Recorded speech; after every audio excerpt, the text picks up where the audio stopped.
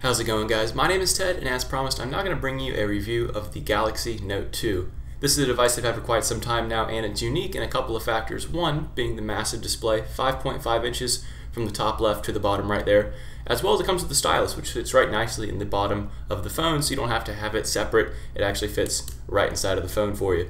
So I want to take you a little bit about the phone. I want to bring you around, show you the user interface, as well as a lot of the specs of the device and what keeps it powered so well. Without further ado, guys, let's get right into it. So the first thing is, it being a Samsung device, you come with a lot of Samsung features. These are arguably one of the better parts of Samsung phones, is all the software features they give you. You'll see here, because I have the S Pen out, it lets me know in the notification bar, and it recommends shortcuts for me, such as Quick Command being one of them, and I'll show all these a little bit more in depth in the future. Let's go ahead and get rid of that for right now. As well as on the home screen, if I slide all the way over here to the right, it brings me to a S Pen interface, which is really nice. It's very intuitive in that it knows I've got the S Pen out, and it goes ahead and recommends things that the S Pen is good for, something I definitely like.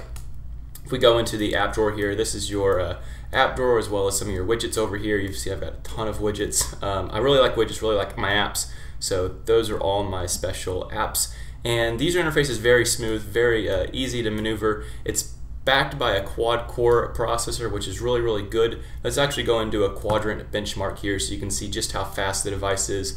A lot of people out there say the specs of the device aren't really as important anymore because you've hit quad-core and octa-core processors now. But while this quadrant standard benchmark is going in the background, I'll go ahead and speak a little bit about the specs of the device. You're coming with a quad-core Exynos 4 CPU clocked at 1.6 gigahertz, which is an incredible clock speed on an incredible processor. I'm not actually sure the make of the GPU, but I will tell you that whenever I go through everyday tasks, I never have any trouble with frame rate lag. You'll see here we're getting a pretty consistent 58 frames per second here on average graphics, and considering that Jelly Bean likes to run at an optimal speed of 60 frames per second, you really won't see very much faster than this. So the GPU is incredible. You'll see here great frame rate all the way through, and even when I'm listening to music, receiving text messages and emails in the background, and playing Temple Run 2 or some other games that I play, I'm not really much of a game person, but I never see any lag, and when I do play, you'll see here my device benchmarked at 6840,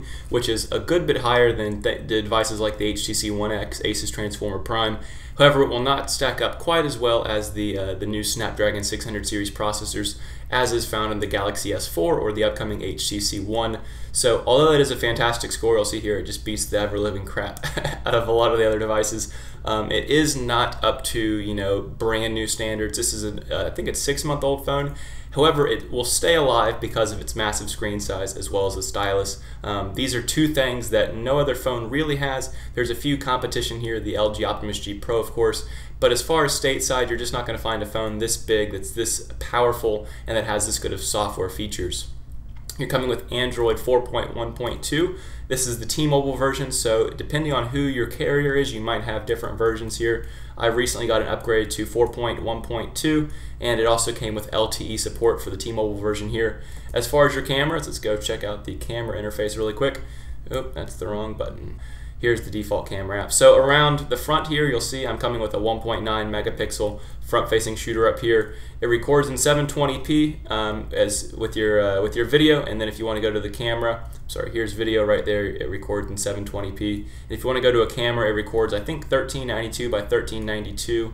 I don't know why it's in landscape here, but you can go up to 1392 by 1392 for a square image if that's your kind of thing. Around the back, you've got an 8 megapixel camera. It's the exact same camera as is found on the Galaxy S3. You'll see how fluid the device is whenever you're scrolling through the home screens, even with the live wallpaper in the background. You'll see I've got my home screens empty. I'm kind of a minimalist in that fashion, but I do like having a lot of the widgets they have here. They've got a nice weather widget, but for me, I like leaving things as default.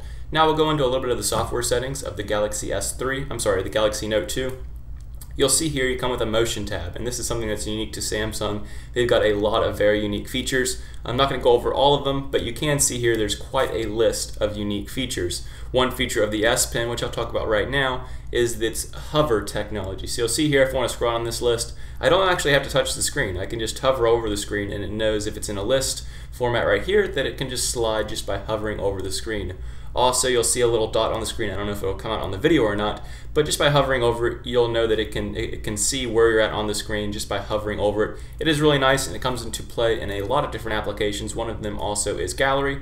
Let's go over here to the gallery. I've got a lot of apps, so bear with me here while I find it. Let's see, gallery app is right here. And when I hover over a photo in the gallery app, it'll start bringing up some, previews of the photos that are inside of this folder. So if we go ahead and open this folder, this is a lot of my screenshots and things like that. You'll see here I don't actually have to click on the photos. I can just hover over it and get an enlarged image. It might seem a little gimmicky, but it actually in use has turned out to be quite nice. To show you more of the scrolling features here, let's go to Google Currents. This is where I get all my news feeds at, and I really do love Google Currents. But if I'm looking through all the stories, a lot of people say, this is gimmicky just to hover over it and it slides. But it really is nice when I'm looking through my news stories just to hover over, and whenever I see one I like, I want to know about Wiener might run for mayor, then I'll click on this news story, and the only way just to stop, all I have to do is just lift it up and it stops right there. It is really nice, and it comes in handy quite a bit of the time.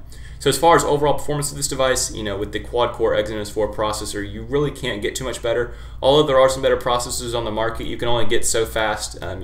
You can't get any less than no lag, which is what you have here. Everything's just absolutely spontaneous. There's really no reason to wait out for the Note 3 if you're looking for a better processor. One thing that the upcoming phones have is 1080p displays. I failed to mention earlier, this one is only a 720p display, so you're coming with 720 pixels by 1280 pixels up, which is a pixel density of only 256 pixels per inch. If you're one of the guys that counts all the pixels all day long, then this might not be up to your standards if you like the 1080p displays, such as the HTC One, the S4, or the Optimus G Pro.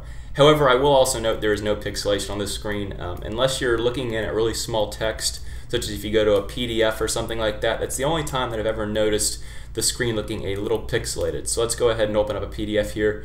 With this new camera that I have, it might actually show up. Let's go to Downloads, and then I'll open up a PDF with really small print. I think, let's look at one right here. This one should have really small print. Opens up the PDF. Yeah, you can see there it does get a little pixelated when you zoom all the way out. You can't actually see the whole thing, and that's where a 1080p display would actually come in a lot more useful. So that's a quick tour of the phone, guys. I hope you enjoyed it. If you have any questions about the device, let me know in the comment section down below. I do read all the comments, and I'm happy to reply to you guys. Other than that, have a great day, and I'll catch you all later. Bye.